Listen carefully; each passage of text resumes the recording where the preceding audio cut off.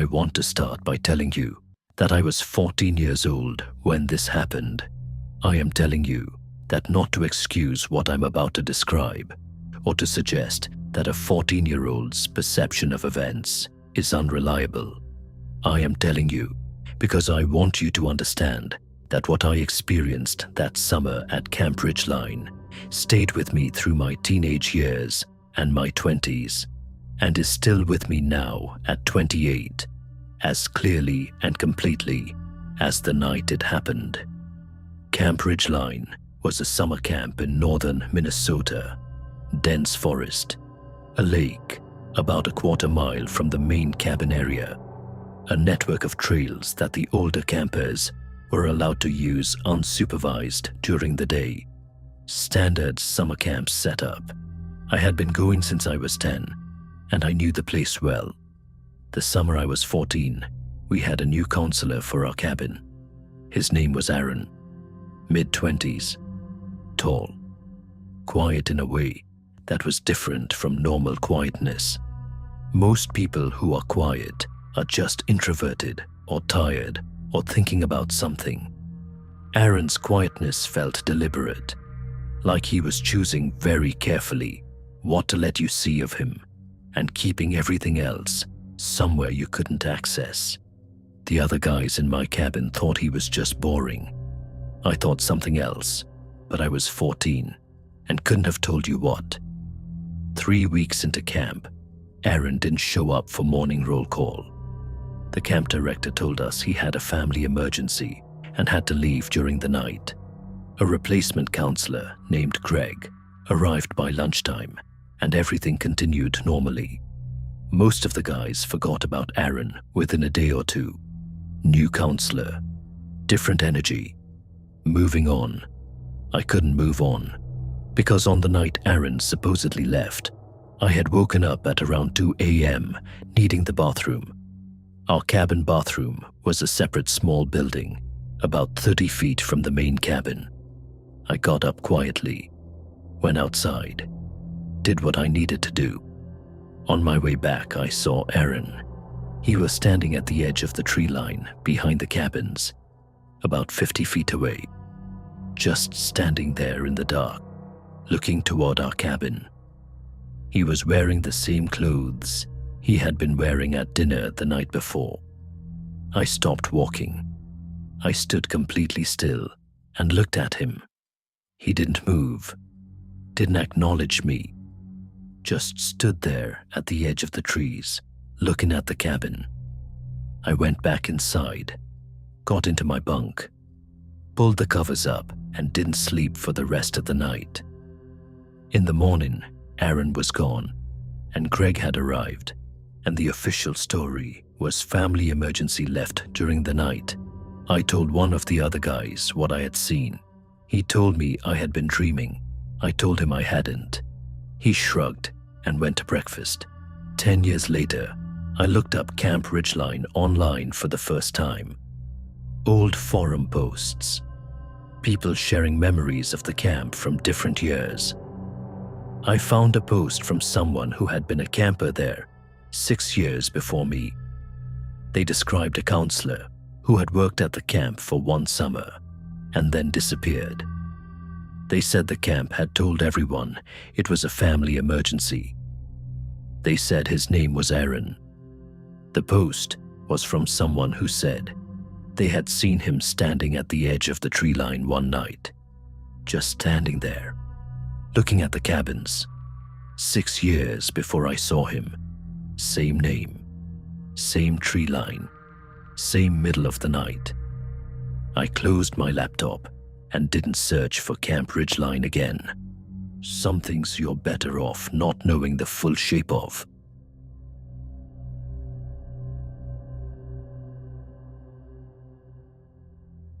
I was 16 when I went to Camp Ashwood for the first time and last time. It was a co-ed camp in Oregon. Hiking was a big part of the program. Every week, there were organized group hikes on the marked trails around the camp. Beginner trails for the younger kids, intermediate trails for the middle group, advanced trails for the older campers who wanted a proper challenge. I was in the advanced group, 6 of us plus our counselor Dana. Dana was experienced, knew the trails well, had been working at Ashwood for 4 summers. I felt completely safe with her. The advanced trail was an 8-mile loop through dense forest, with a viewpoint at the midpoint that apparently had an incredible view of the valley below. Dana had done the trail dozens of times. She knew every turn. We set off at 8 in the morning, sunny day, perfect hiking weather. Everything was fine for the first 2 hours. Then Dana stopped. We were on a section of trail I didn't recognize from the map, but Dana seemed to know where she was going, so none of us said anything. She stopped walking and looked around slowly. Left, right, back the way we had come, forward along the trail. Then she said something I have never forgotten. She said, "This isn't right." I asked her what she meant. She said the trail had branched somewhere, and she wasn't sure which branch we had taken. She had done this trail dozens of times, and she wasn't sure where we were. We backtracked for 30 minutes, found the branch she had missed, got back on the right trail. But here's what I couldn't stop thinking about for the rest of that hike, and for years afterward. At the point where Dana stopped, where she looked around and said, "This isn't right." I had looked forward along the trail to see how far it went before the next turn. And at the very edge of where the trail disappeared into the trees, there was a figure standing on the path, not moving, just standing there, looking back at us. I didn't say anything in the moment because I wasn't sure what I was seeing. The light was strange in that part of the forest. It could have been a trick of the shadows. A shape that looked like a person but wasn't. But Dana had stopped at exactly that moment, had looked around with an expression I could only describe as suddenly uncertain, like something had made her not want to continue forward. I asked her later that evening what she had felt in that moment. What made her stop? She was quiet for a while. Then she said she didn't know exactly. She just suddenly felt like the trail was going somewhere it wasn't supposed to go. She had done that trail dozens of times. She never did it again after that summer. I asked her why once more before the camp ended. She said she just didn't want to find out where it went.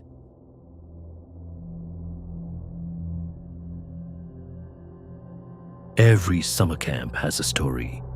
The haunted cabin, the counselor who disappeared, the trail nobody goes down after dark. Every camp has its version, and every generation of campers passes it on to the next one, with a few extra details added each time, until nobody knows anymore what's real and what got added along the way. Camp Millbrook had Cabin 6. Cabin 6 was at the far end of the cabin row, set slightly apart from the others. It looked identical to every other cabin from the outside. Same wood, same construction, same small porch with the camp logo above the door. But Cabin 6 was never assigned to campers. The story that got passed down was that something had happened in Cabin 6 years ago. Nobody agreed on exactly what. Some versions said a camper had gotten badly hurt. Some said a counselor had done something that got the camp in serious trouble. Some said it was just an old story with no truth behind it, and the cabin wasn't used anymore because of structural issues. The camp director's version was structural issues. I was 17. I had been coming to Millbrook for 5 summers. I knew the Cabin 6 story as well as anyone. I had walked past it hundreds of times. I had never gone inside. On the last night of my final summer at Millbrook, 3 of us decided to go in. I know. I know exactly what you're thinking. Stupid teenagers, doing exactly what you're not supposed to do. You're right. We were exactly that. We waited until midnight when the camp was quiet. Walked down the cabin row in the dark. The door to cabin 6 wasn't locked. It pushed open easily when I tried it. Inside it was dark. We used our phone flashlights to look around. It looked like a normal cabin. Bunks along both walls. A wooden floor. A small table in the center. Dust on everything. The smell of a space that hadn't been opened in a long time. We walked around for a few minutes. Looked at everything. Found nothing unusual. Started to feel like the whole thing was just a story after all. Nothing more. Then one of the guys found something on the underside of one of the top bunks. Writing, scratched into the wood, not carved carefully.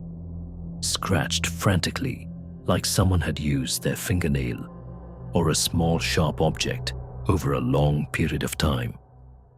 We held our phone lights up to read it. It was a series of dates, going back years.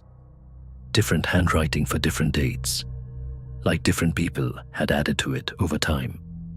And under each date, a single sentence. They all said the same thing. I heard it again last night. Every date, every entry, going back to a date that was almost 20 years ago. I heard it again last night. We left cabin 6 immediately, walked back to our cabin fast without talking, got into our bunks, and lay there in the dark listening. For about 20 minutes, there was nothing. Just the normal sounds of camp at night. Wind, distant water, insects. Then I heard it. A sound from outside. Not loud, not dramatic. Just a low rhythmic sound coming from the direction of the far end of the cabin row, from the direction of cabin 6. I didn't get up to look. Neither did the others. We lay there in the dark and listened until the sound stopped. None of us talked about it the next morning. We packed up, said our goodbyes, got in our parents' cars and went home. I have never gone back to Camp Millbrook, but sometimes, late at night, when the house is quiet, I think about those dates scratched into the wood under that bunk, going back 20 years. Different handwriting, different people, all saying the same thing. I heard it again last night.